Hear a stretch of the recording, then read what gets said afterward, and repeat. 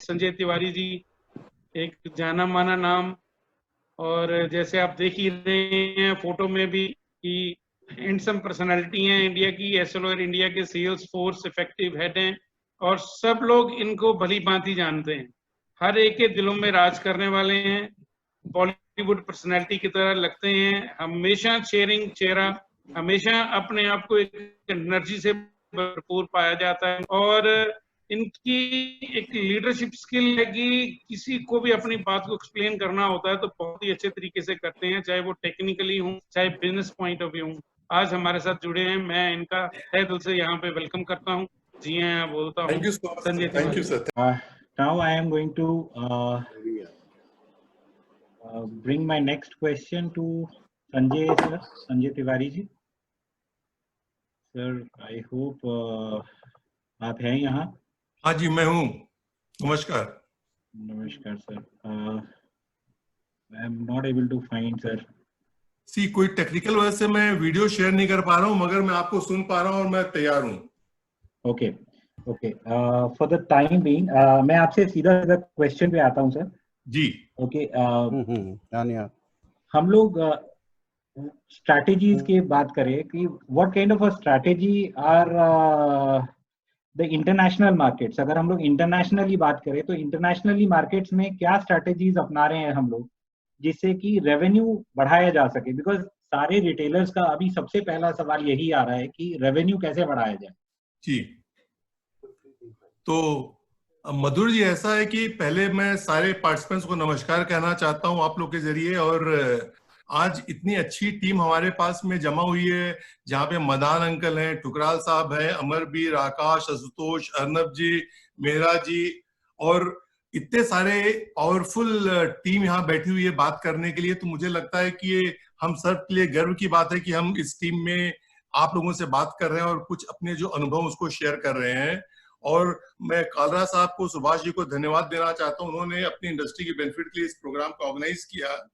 और इसके अलावा जो है, जब मैं सुबह सुभाष जी से बात करा तो उन्होंने बोला संजय जी आपके पास 5 मिनट बात करने के लिए, क्योंकि बहुत सारे लोग हैं, बहुत सारी चीजें बात करेंगे। तो मैंने कोशिश किया है कि बहुत ही क्रिस्पली मैं अपनी बातें आप लोगों तक रखूं। और मुझे बड़ी खुशी होगी अगर आप लोगों को किसी को इससे कोई फायदा हो और आपके बिजनेस में ग्रोथ है। इसके पहले मैं उसको करूं, मैं आपसे कुछ चीज बोलना चाहता हूं कि सब लोग इस समय सोच रहे हैं कि कोविड के बाद में क्या होगा। मेरे ख्याल से आशुतोष ने जो बोला है, आकाश ने बोला, मदान अंकल ने बोला, ठुकरा साहब ने बोला, जिंदगी है, बिजनेस है, क्राइसिस आएगा ही आएगा, ये नॉर्मल है। अगर मैं रतन टाटा साहब को कोट करूं, उन्होंने बोला है कि जिंदगी नहीं जहां अप और डाउन न हो, तो ये जिंदगी है। जैसे मदान अंकल ने बोला कि 1947 का जिन्होंने पार्टीशन देखा है उसके सामने ये प्रॉब्लम कुछ भी नहीं है। और आज इस ग्रुप में इतने सारे ऑपरेशन जुड़े हुए हैं जिन्होंने अपनी पर्सनल जिंदगी में या बिजनेस में इतने अप्स एंड डाउन्स देखे हैं। तो अगर वो भी गुजर गया और हम स्ट्रांग होके निकले तो ये भी गुजर जाएगा और हम बहुत ही ताकतवर होके निकलेंगे, इसमें मुझे कोई भी शंका नहीं है। और जहां तक चेंज की बात है, जहां तक डिस्ट्रप्शंस की बात है, मेरे हिसाब से आगे ये न्यू नॉर्मल होने वाला है। ये चीज होती रहेंगी। आज कोविड है, कल कुछ और हो सकता है, मगर इस तरह का डिस्ट्रप्शन मेरे ख्याल से अब बिजनेस में और लाइफ में होता रहेगा। और इसमें हम कैसे सरवाइव करें और अपने बिजनेस को ग्रो करें, ये हम सबके लिए एक बहुत बड़ा चैलेंज होने वाला है। और हमको इसमें सक्सेसफुल होने के अलावा और कोई ऑप्शन नहीं है। अगर हम देखें पिछले 2 महीने में जो कोविड हुआ है उसका इम्पैक्ट देखते हैं, तो सारे देशों की अपेक्षा अभी तक भारत में बहुत अच्छा काम हुआ है, जहां पे कोरोना काफी हद तक कंटेन किया गया है। और अगर आप सब लोग न्यूज वगैरह देखते हैं तो सब ये बोलते हैं कि जिस हिसाब से इंडिया की कंट्री ग्रो कर रही है, इकोनॉमी ग्रो कर रही, फंडामेंटल स्ट्रांग है, बहुत सारा ग्लोबल कैपिटल इंडिया की तरफ आने के लिए तैयार पड़ा हुआ है। बहुत सारी कंपनीज जो है चाइना छोड़ के बाकी कंट्रीज की तलाश कर रही है जहां पे उनका बिजनेस ज्यादा स्टेबल होगा और अपने बिजनेस को डीरिस्क कर सके। इट मींस कि भारत में बिजनेस और आने की बहुत संभावना है। उसके अलावा अगर आप देखें कि ये हम भारतीय लोग हैं, भारत वर्ष के सब लोगों ने कभी हार मानना सीखा नहीं है। हमने दुनिया को बहुत कुछ सिखाया है और कैसे कोरोना से निकलना है और आगे बढ़ना है और मुस्कुराना है, ये हम सिखाएंगे।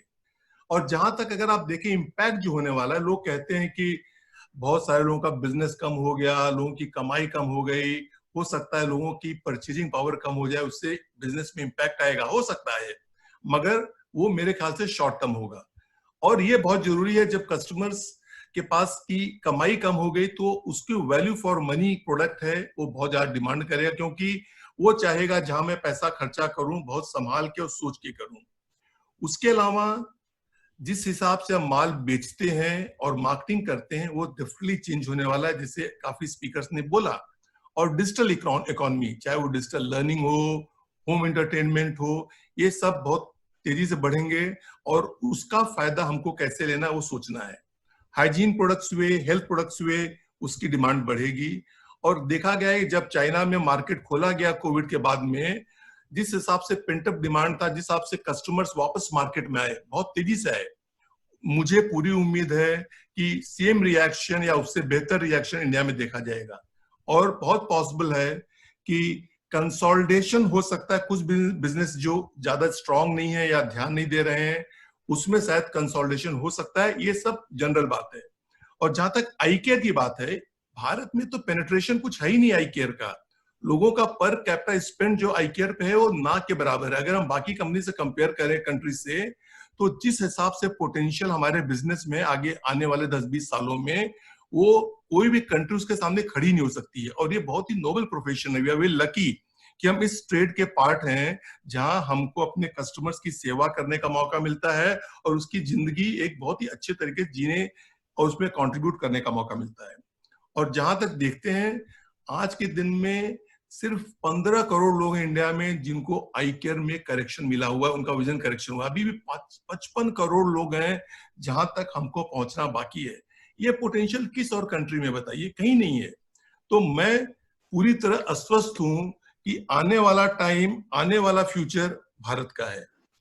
हमने लास्ट ईयर अगस्त में एक अपना रोड शो किया, उसमें हमने बताया था कि आज जो ग्लोबल आई केयर बिजनेस है वो सिर्फ 100 बिलियन यूरो का है और अगले 10 साल में अगर नॉर्मल ग्रोथ होता है तो 250 से 300 बिलियन यूरो होने का चांस है। और आज इंडिया टॉप 10 कंट्रीज में नहीं है। और अगर हम अपने पोटेंशियल को अनलीश करें तो बाई 2030 बहुत हद तक India top 3 countries globally in terms of the size of business हो सकता है और वो पोटेंशियल रखता है। मगर ये सब चीज डेफिनेटली होगी, उसमें मुझे कोई डाउट नहीं है। मगर मैंने सोचा कुछ पॉइंट्स मुझे जो लगता है बताना चाहिए आप सब लोग को, आप लोग की बेनिफिट के लिए मैं उसको कैप्चर करना चाहूंगा। एक, जब भी कोई क्राइसिस आती है लोग अपने ऊपर से विश्वास खो देते हैं। ये टाइम विश्वास खोने का नहीं, ये टाइम है अपने आप पे विश्वास बढ़ाने का। अगर हमने इतनी जिंदगी में क्राइसिस से बाहर निकले हैं और उसमें मजबूत हुए हैं तो ये क्राइसिस बहुत छोटा है और हम इससे बहुत ही मजबूती से बाहर निकलेंगे। दूसरा, बिजनेस अब जो चलाना है वो गट फीलिंग पे नहीं चल सकता, अंदाजे से नहीं चल सकता। आपको बहुत ही डेटा ड्रिवन होना पड़ेगा, बहुत ही समझ से और बहुत ही सोच समझ के बिजनेस को आगे ले जाना पड़ेगा। और हर क्राइसिस में कोई न कोई अपॉर्चुनिटी होती है, तो हमको बहुत ध्यान से देखना पड़ेगा कि जो ये चैलेंज है इसके आगे अपॉर्चुनिटीज क्या आने वाली है, उसको हम कैसे इनकैश करें।